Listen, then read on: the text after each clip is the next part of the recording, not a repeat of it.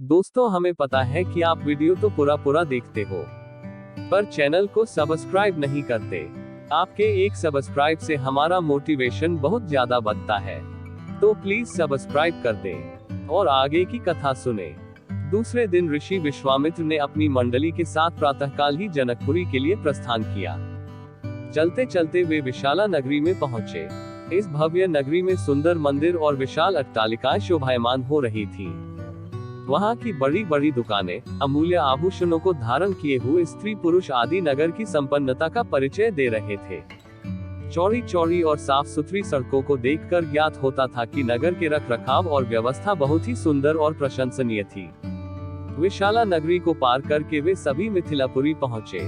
उन्होंने देखा कि नगर के बाहर सुरम्य प्रदेश में एक मनोहर यज्ञशाला का निर्माण किया गया था और वहां पर विभिन्न प्रांतों से आए हुए वेदपाठी ब्राह्मण मधुर ध्वनि में वेद मंत्रों का सस्वर पाठ कर रहे थे।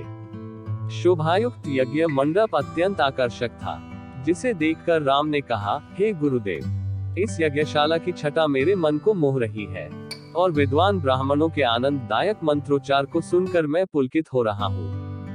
कृपा करके इस यज्ञ मंडप के समीप ही हम लोगों के ठहरने की व्यवस्था करें, ताकि वेद मंत्रों की ध्वनि हमारे मन मानस को निरंतर पवित्र करती रहे।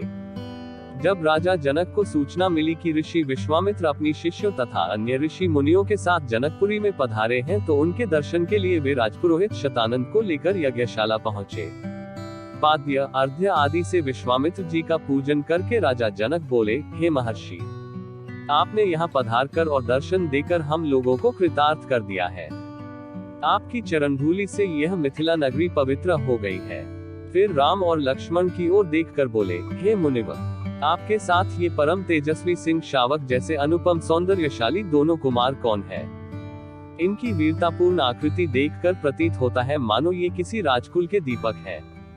ऐसे सुंदर सुदर्शन कुमारों की उपस्थिति से यह यज्ञशाला वैसी ही शोभायुक्त हो गई है जैसे प्रातःकाल भगवान भुवन भास्कर के उदय होने पर प्राची दिशा सौंदर्य से परिपूर्ण हो जाती है।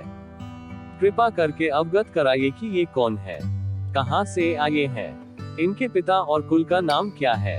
इस पर ऋषि विश्वामित्र ने राजा जनक से कहा, हे राजन, ये दोनों बालक वास्तव में राजकुमार हैं। ये अयोध्या नरेश सूर्यवंशी राजा दशरथ के पुत्र रामचंद्र और लक्ष्मण हैं। ये दोनों बड़े वीर और पराक्रमी हैं। इन्होंने सुबाहु, ताड़का आदि के साथ घोर युद्ध करके उनका नाश किया है। मारीच जैसे महाबली राक्षस को तो राम ने एक ही बाण से 100 योजन दूर समुद्र में फेंक दिया। अपने यज्ञ की रक्षा के लिए मैं इन्हें अयोध्यापति राजा दशरथ से मांग कर लाया था। मैंने इन्हें नाना प्रकार के अस्त्र शस्त्रों की शिक्षा प्रदान की है। इनके प्रयत्नों से मेरा यज्ञ निर्विघ्न तथा सफलतापूर्वक संपन्न हो गया। अपने सद्व्यवहार, विनम्रता एवं सौहार्द से इन्होंने आश्रम में रहने वाले समस्त ऋषि मुनियों का मन मोह लिया है। आपके इस महान धनुष यज्ञ का उत्सव दिखाने के लिए मैं इन्हें यहाँ लाया हूँ। इस वृतांत को सुनकर राजा जनक बहुत प्रसन्न हुए और उन सब के ठहरने के लिए यथोचित व्यवस्था कर दी।